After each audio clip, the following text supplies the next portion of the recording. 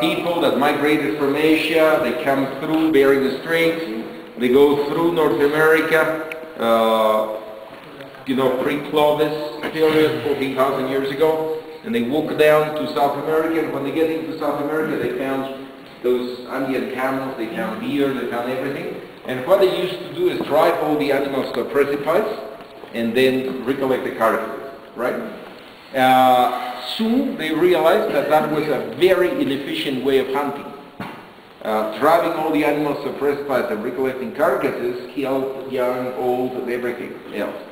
So very early, the earliest constructions in the Andes, 9,000 years ago, 7,000 before Christ, are funnels, ex-glacial cirques, like that one, and built by the people there, huge stone walls to drive the animals in this funnel to a single point, and then as the animals through the funnel, they will do that. You see that guy here? His spear has been selected.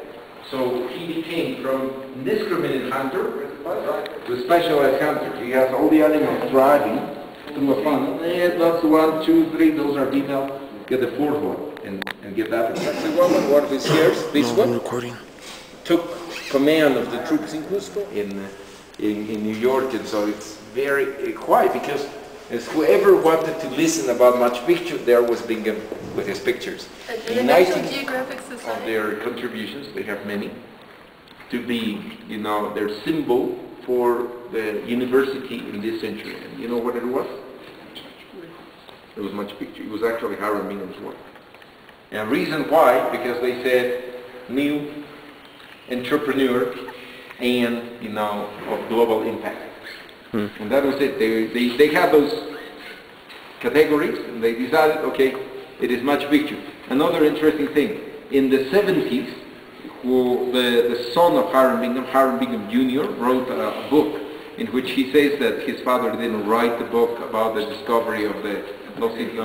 He actually had books, a professional, And they asked him, Hollywood asked him permission to use some of the characteristics of his book in the character collection. So Indiana Jones is actually Hiram Bingham. Interesting?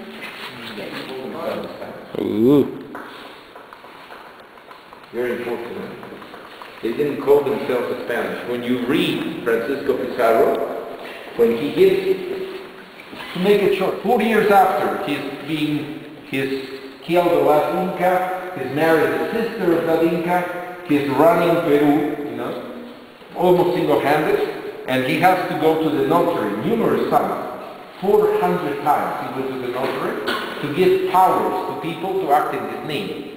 So, of course, you're running most of South America, you need other people to do that. And who he gives powers to? He gives powers to family members, or his brother, cousins, nephews, and countrymen.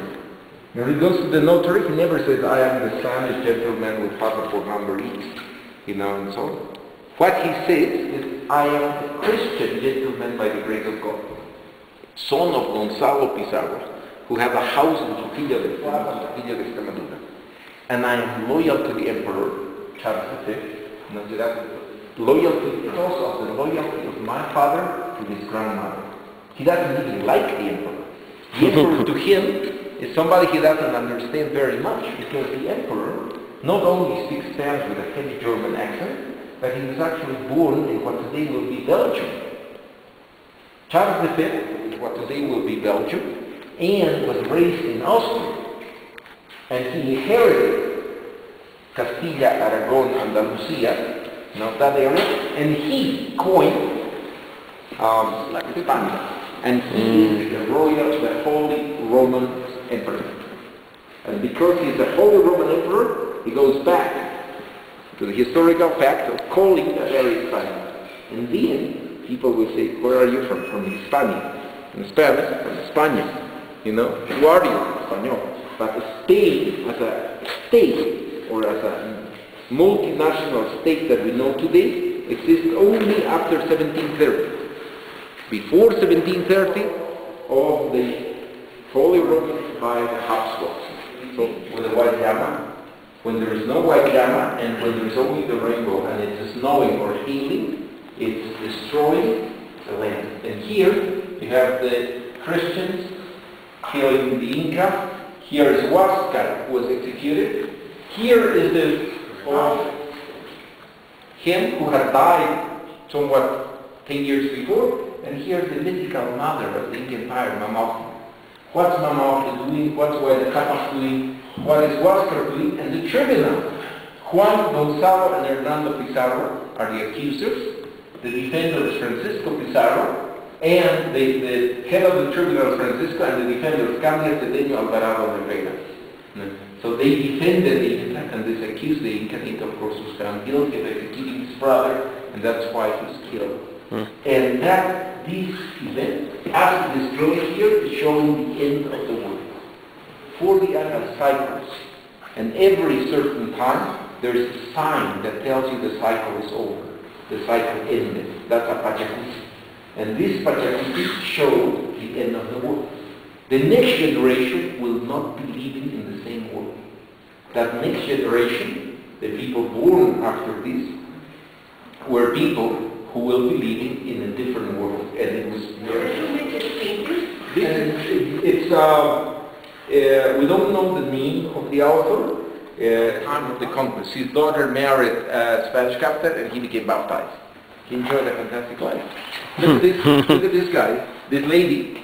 She's a noble woman, and you know the nobility because of the tocapos. These designs are telling you she's a noble woman, but she's not of the house of the Inca herself. She, in turn, is a princess. From her, an Inca will be born. Look at what she has on the right hand. What she has on the right hand. Same thing that this guy has on the head. From me, an Inca will be born. I carry the blood of the Inca. Those were people who had personal armies, who had territory possessions in the colonial